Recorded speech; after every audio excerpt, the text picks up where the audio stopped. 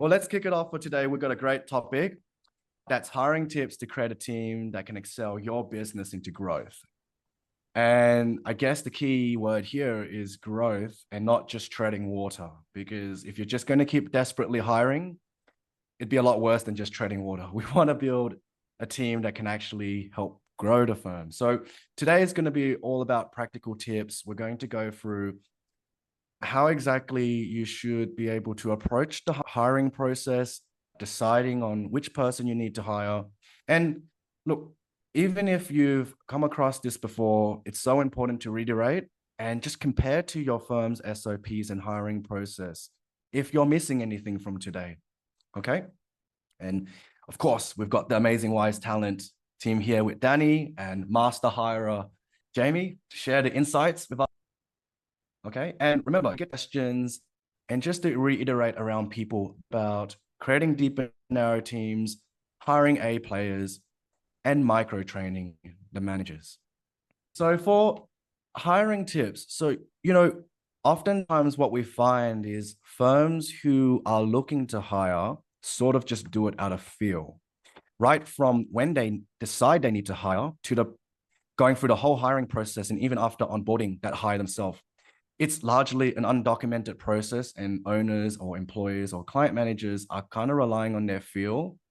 There is really no formal process around them. But what we found is if you implement proper systems around it, if you follow proper framework around it, what we're trying to do is reduce your chances at a mishire, okay?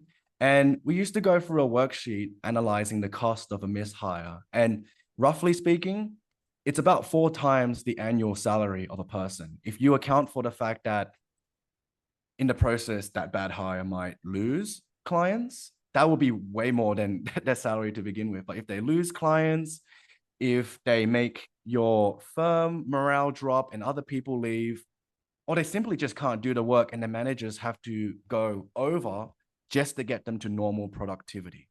So, a lot of the times people make a bad hire and then they go into a sunken cost fallacy where I have to keep dumping time into this person to solve them. When the problem to begin with was that person just wasn't right.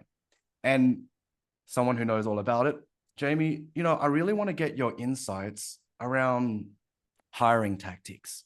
Okay. Like a large part I hear from working with firms is it just sounds really emotional. And yes, by this point, we're kind of educated on this. We need to implement systems. We need to have hiring guides and follow that. But it's just that emotion that we can't take away. Like, oh, I really like that person. And then they end up wrong. They end up wrong. Our hunch is wrong. And we haven't tested them. We haven't put them through the right selection process to get the right person. So take us through what a good hiring process should look like for a firm. And, any tips do you have for firms to implement that? Let's start with the 2 most important things, everyone. If you can answer these 2 questions, you'll be able to grow your firm and get to work in 1 day a week. So let's listen hard. Everyone turn your volume up. Okay, listen. Now, the very first thing is, as a firm owner or a senior client manager for that, you need to know when to hire, right? You can't just like shoot from the hip and say, oh yeah, I'm busy, I need to hire, right? You don't do it that way. I used to do it that way. That's the wrong way. So first and foremost, you need to understand a capacity planner. Okay.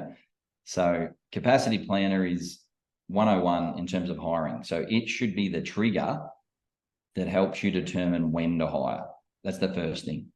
The second thing, once you understand, like when you don't have enough capacity and you need to hire, is like, who do you need to hire?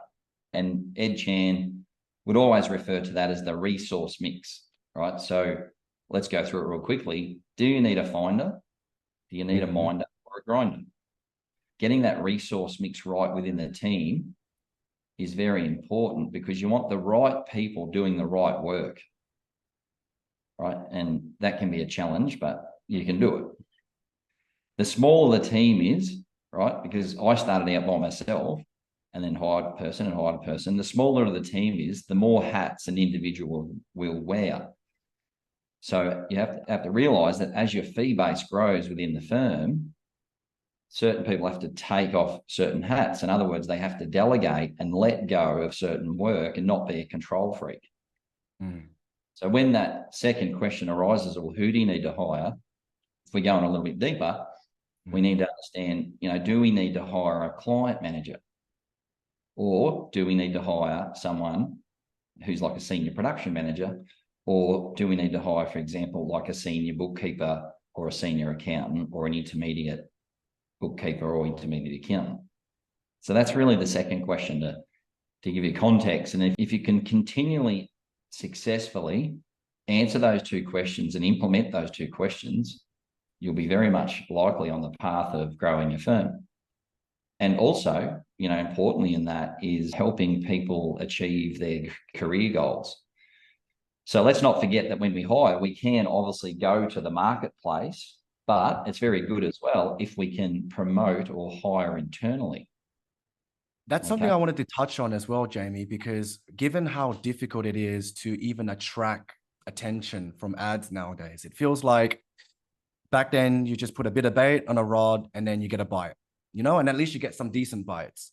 But the demand is so crazy right now that firms are finding it harder to also differentiate themselves and put more effort into selling themselves. So, let's say they get the emotional part underway, they can answer the capacity planner. How do we bridge that gap? Like these firms, what can we do better to sell ourselves to these candidates and get some bites on our ads? Well, a couple of sort of questions there, Thomas, but to answer the first one is about, say, hiring or promoting internally, is to sit with each staff member and it takes time, but understand like where they'd like to be in 5 years' time. What is their career goals? And a lot of the time they may have never thought about it. Human beings are the most complex creatures on the planet. So people may not have an exact answer right now, but at least you need to plant the seed and say, well, in 5 years' time, what would you like to be doing? And they might say, well, I really love what I do right now. They might tell you that. Or they might say, look, I'd really love to be a senior accountant. Or they might say, I'd love to be a client manager. So first and foremost, you need to document what it is that they want and then work out whether the firm can help them get to that career goal. Because let's face it, if a person's career goal is going this way and the firm's going that way, you don't want that. You want goal congruence, or you want the goals to be aligned in that sense. Yeah, that's sort of about like that internal promotion thing. The second part of your question was about, well, how do we attract talent? Let's give this context for a minute. I think the unemployment rate is at a generational or a 50-year low, right? That's big time. Is it competitive? Yes, it's very competitive. And not only in Australia, Wize Mentoring, I'm routinely talking to people from around the world. It's globally. If you ask someone in Canada, it's the same thing. If you ask someone in the US, it's the same thing. It's difficult to find staff. And it's always been difficult, but when you've got the lowest, level records of low unemployment, it's even more difficult as well. And a lot of the economies, are booming, and hence they keep trying to put interest rates up to calm the economy down. That's another story. So what do you do to attract it? Yeah. So attracting the right talent is simply a marketing exercise. It's absolute a marketing exercise. And one of the best ways to do it is to make sure that your advertisement is structured right, which Danny and Chris, and they know that we've spent hours on this, like we have like a set point, step-by-step sort of advertisement, marketing piece that when you do go to advertise, part of that is we do encourage firm owners to do their own video, Thomas, as well. Yes. A lot of people said to me, well, why do that? And the reason was like 2 or 3 years ago, when we started, WizeTalent, I asked a lot of candidates, both here and overseas. I said, why did you apply for that job?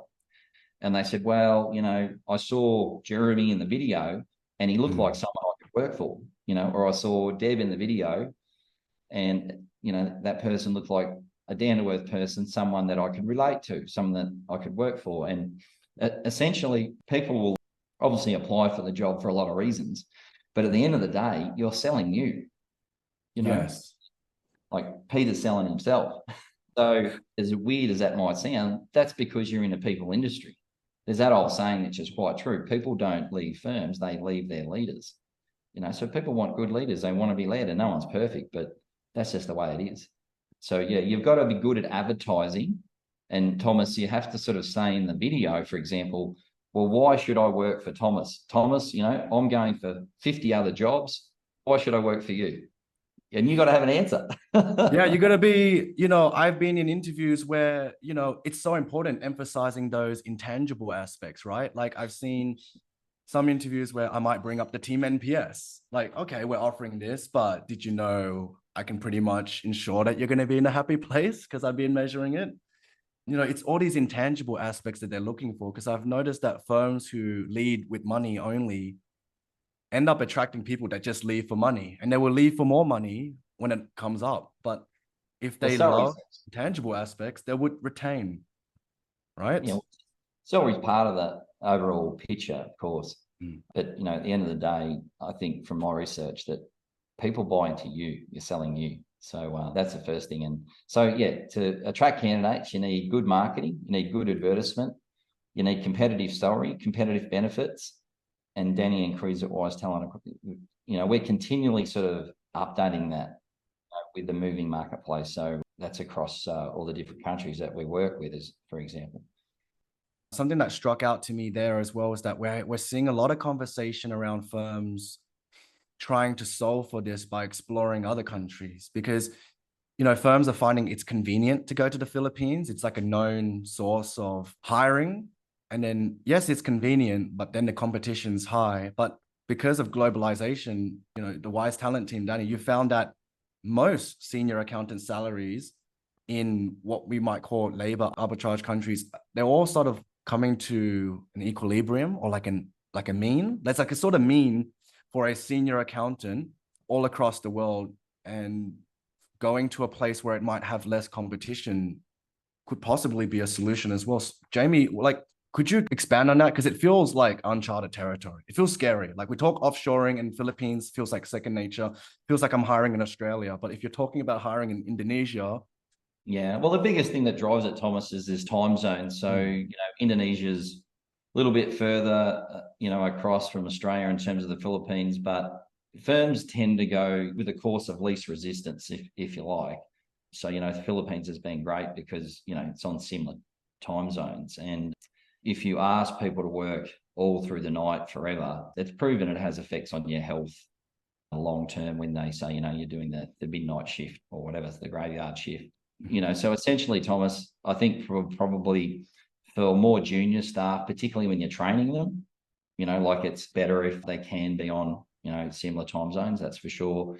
And as we've seen as well, in the US and Canada, they're slowly starting to hire from Mexico as well, and as Wize is as well. So, and generally as a rule of thumb, and I've forgotten the American friends here, but, generally Americans have been sort of a little bit behind in terms of the adoption of cloud technology, and New Zealand and Australia has been quite advanced, and even quite advanced with offshoring. So that's a generalization. So I think in Canada and the US, they're sort of rapidly catching up now, and part of that play will be Mexico as well, because Mexico's got the same population as the Philippines, essentially the same cost structure of GDP and that type of thing.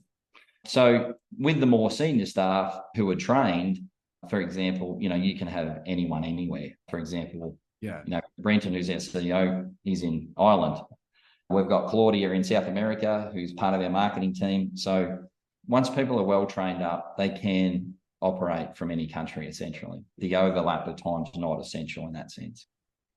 And I'm really curious about that, because I also hear questions from firms about this, but is the fact that, the team is getting built up by people from different countries, what sort of things should we keep in mind in making sure that the firm it keeps its fit? There's clearly a certain person that works with the firm that fits in with the firm, but what sort of emphasis should we put on that? I know if a person's just production and they're just grinding, that's not too much of a big deal. But, eventually where those people might become production managers and they have to manage someone who comes from a different country. Yeah. Essentially, you want everyone connected.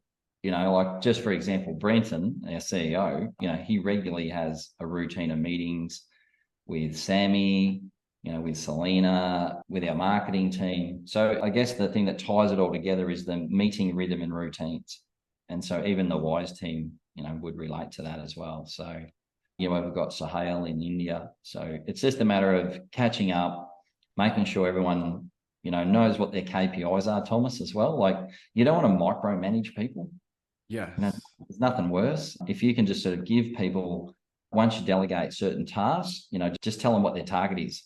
Tell them what their target is, tell them how many hours they got to do, how many sales they need to do, whatever. Give them the tools to achieve the goal and then get out of their way. 100%. If they need help or coaching, once you do catch up and review their performance, and if they're not hitting the targets, then it's not a non-blame. It's say, well, how can we do this together? How can we fix this? Why didn't we get this job done on time? Why aren't we hitting our sales targets? Do we need a bit more of a campaign? Do we need a better sales technique? If that's in sales. So you're always got to continually focus on continuous improvement and not in non-blame. You got to micro train, don't micromanage. There's no easy way. A lot of the times firm owners say to me, oh, well, I can't find, qualified staff and, blah, blah, blah. Well, you've got to find people. You've got to invest in people. You've got to delegate. You've got to make the time. That's how you move forward. Is it easy? No, it's not easy. But there's only one way forward, and you want to, ultimately you're trying to build a business and build a team. So you've got to invest in people. And I know it sounds like a cliche, but it's so important, and that sort of brings me, Thomas, to when you do find the right people, what you want to look for is three things. Number one, the foundation, honesty, integrity. You've got to consider what is integrity and honesty. Well, it's five things. It's what a person thinks, what a person writes, what a person says, what do they say, and what do they do? And then the fifth one is, can someone, like a referee, confirm the first four? That's just essential, but if you're just going to sort of hire and shoot from the hip without testing those things, you'll get anything. And this is even what Warren Buffett promotes. Hire people that you can test and put through an array of tests, if you like, that checks those five things, and particularly the last one, the referees.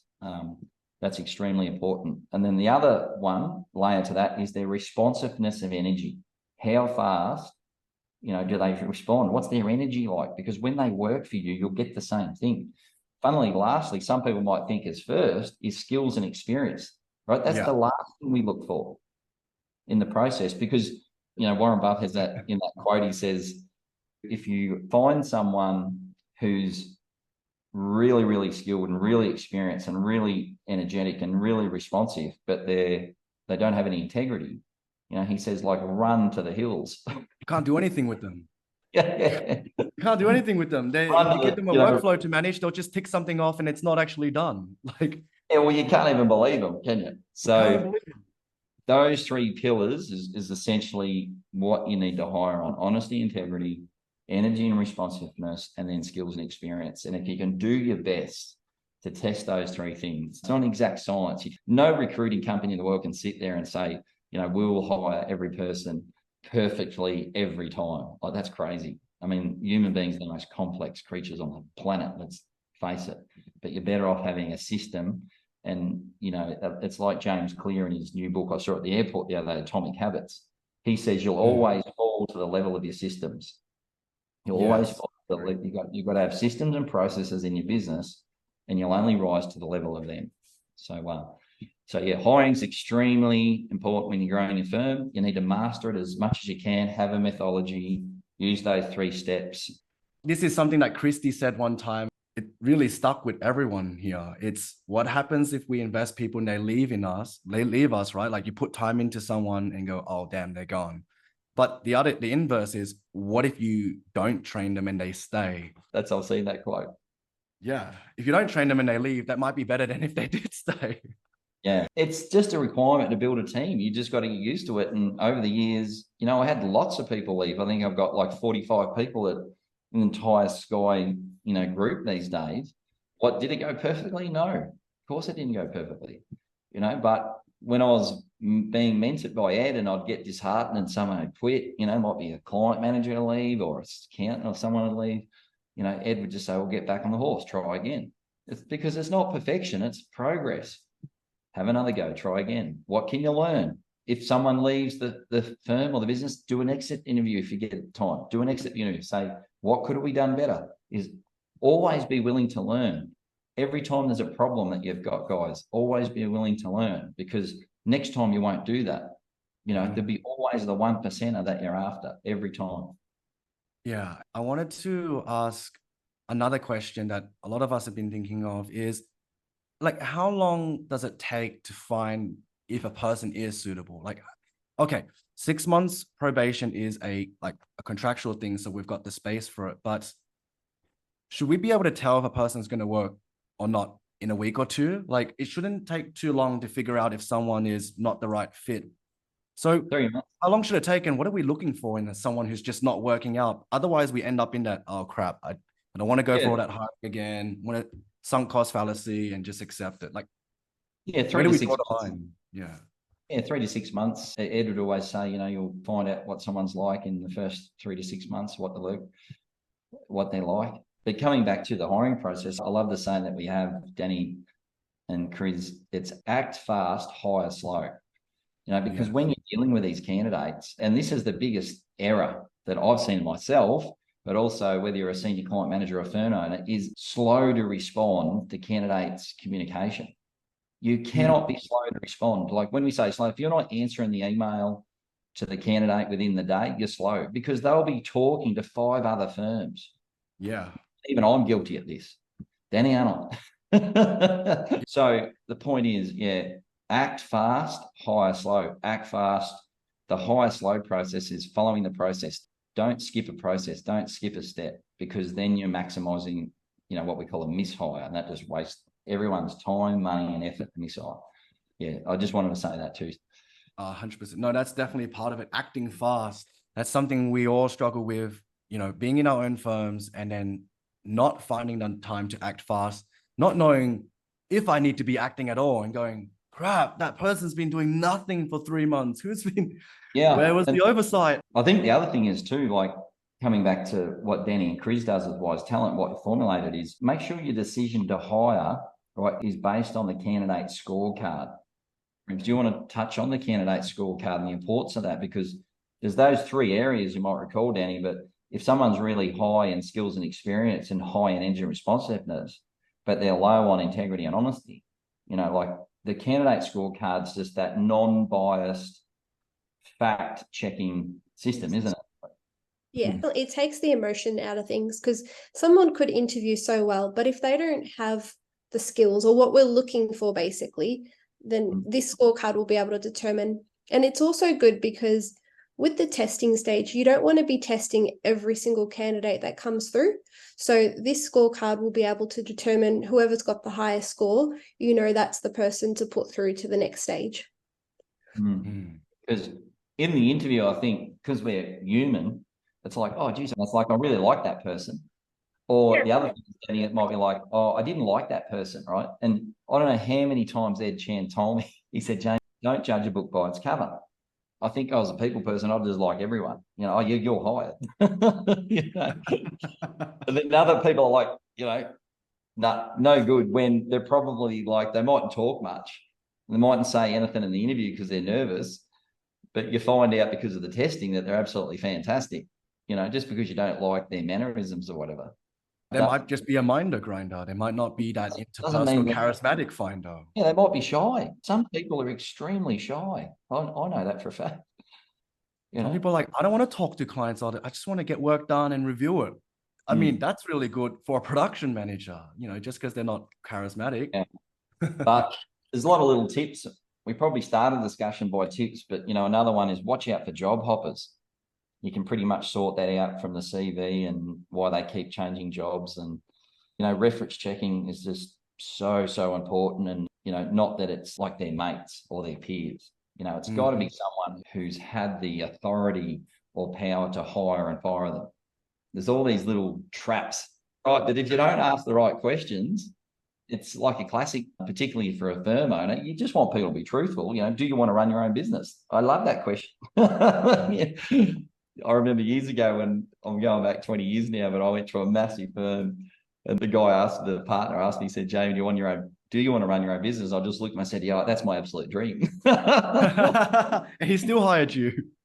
Well, what happened is I didn't get the job, right? I think I Okay. scared out of it. But what happened was in the end, their senior person in the computer department, MYOB, right? He resigned. So they rang me up and I was the only candidate that fitted. So they had to give me the job. But they just don't know how much of an important rule that was, because today, that's just the journey, you know. yeah. But, you know, any firm, including Sky Accountants, you know, when you sit down and say to people, where do they want to be and what do they want to do? You know, sometimes people say to you, they want equity, they want it, you know, and so you should have a career path for that. So you should have an answer for everything, because that's the way the world is. Yeah. Yeah. If there's a vacuum, people just fill it up with whatever is convenient for them. And that might not necessarily result in a win-win situation between everyone. Policies and procedures, and for almost every question that, you know, you get thrown at. That's the beauty of Wize, because when you work on your business, you end up having a policy for literally everything. And that's why years ago I started working with Ed, because Ed seemed to have an answer for everything. And like the answer that was, you know, the right answer, because he'd been there and done it. And always a lot simpler than you were expecting. Like, oh, okay, I was overthinking it. We need this little black book of Ed that we always talk about, but he's got so many sayings, and that's what we Ed and Jamie's. Look, conversation around hiring today, it's multifaceted. In fact, there are probably 1,000 different facets to it. And Danny, you've been so great to be able to contribute and share your insights into what makes a great hiring process and what you look for in a candidate. But, you know, tell us about WizeTalent and, you know, how that can help firms build up their team. Yeah, thanks, Thomas. So yeah, with WizeTalent, we have like a 44-step hiring process that we would take our clients through. So we're covering everything from job description right through to job offer letter and contract, so and everything in between. We've also got like an applicant tracking system. So this is a great way for us to keep track of everyone who's coming through and where they're actually seated. You know, are they in the interview stage, reference check stage? With our interview guide, it goes for about an hour. So it's a pretty full-on process and everything. And then after every interview that we do the scorecard and we debrief and see if this person should be proceeded to the next stage. And then my favorite one is our reference check stage. So this is where we use a system called XREF. So this is where we find out if someone has integrity issues. So unfortunately, we've had candidates in the past who have tried to be their own reference.